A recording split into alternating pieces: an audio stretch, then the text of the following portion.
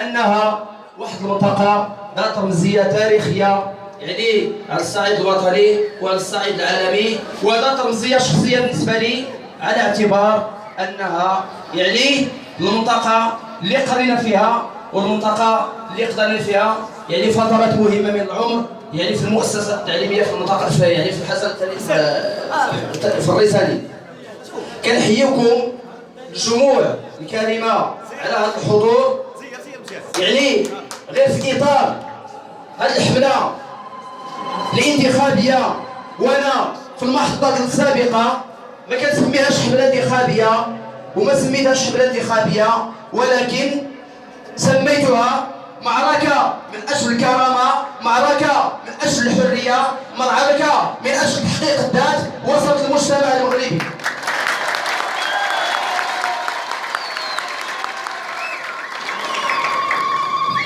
لأنه احنا لسنا محترفين للانتخابات، لسنا كائنات انتخابية، ولكن خدينا هذه الفكرة ديال الانتخابات على أساس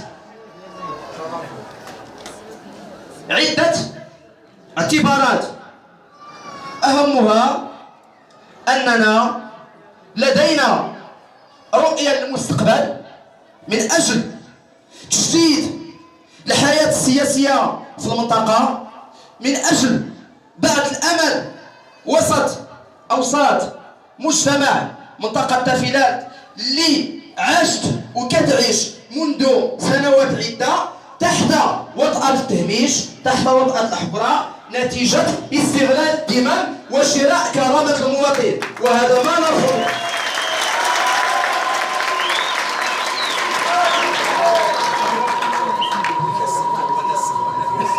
باش نشرحوا في السياق ديال هذا الحزب ديال اليسار الأخضر، كما تعلمون يعني خلال هذه السنة كانوا بزاف المحطات اللي خلوهم المواطن نتيجة مجموعة من الأحداث المؤسفة والتي اللي كتضرب في الصميم ديال المجتمع، استهدفت أهم القطاعات الحيوية اللي عندها ارتباط مباشر مع المواطن.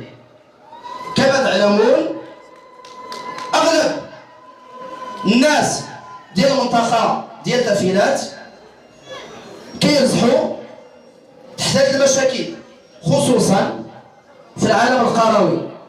يعني لقينا المشكل ديال الأرض بأن هنالك مخطط خطير وخطير جدا اللي كيستهدف يعني الأراضي ديال القبائل، الأراضي السلالية اللي ورثوها الناس على الأجداد ديالهم، اللي حروها الأجداد ديالهم بالدماء.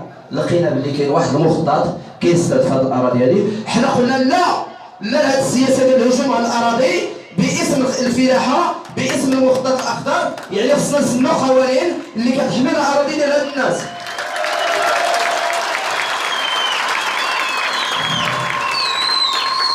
خرجنا في تظاهرات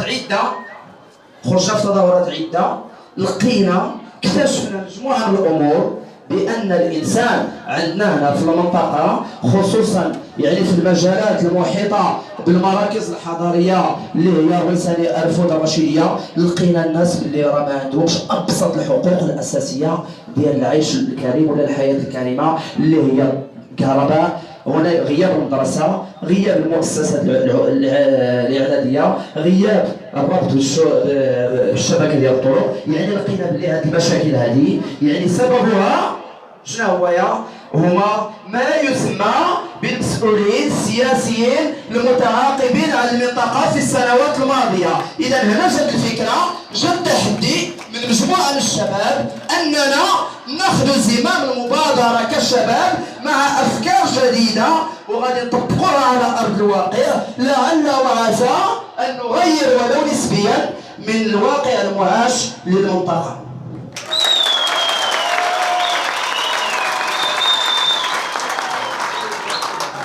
إذا يعني في السياق ديال هذه الحمله الانتخابيه ديال الدخول للانتخابات يعني تعرضنا لعده مضايقات حتى في التزكيه او في الحصول على تزكيه من حزب سياسي. حوربنا من طرف اشخاص يعني معروفين وذوي نفوذ انتخابي. يعني فمن انا شكون انا باش غادي نولي واحد العائق امام طموح شخص معين؟ انا بالنسبه لك شخصيا لا شيء، يعني انسان عادي، لكن لماذا نحارب؟ علاش كيحاربونا؟ باش ما نشدوش تزكيه. يعني احنا مشينا ثلاثه الاحزاب كانوا يعطونا تزكيه ما بقاتش، ولكن ماشي خايفين منا حنايا كشخص ديال عمرو الدين انسان عادي، ولكن راه كيحاربوكم نتوما، خايفين منكم نتوما اللي نتوما هما الامل ديال التغيير، نتوما المفتاح ديال يعني التغيير ديال الواقع في المنطقه. ماشي خايفين مني لانه هما ولفوا كيقولوا باننا كنشريو الناس. هذا السيد هذا راه غادي يشكل لنا واحد العائق، راه غادي يجعلنا يعني سدنا الطريق اننا نشريو الناس. حنا الحمد لله يعني ما غاديش نشريو الناس، ما كنعطيوش الفلوس، ولكن ندافع عن كرامتكم وبغيناكم تحققوا الذات ديالكم، بغيناكم ما تبيعوش الضمير ديالكم. اعطينا القيمه للانسان فوق ارضه.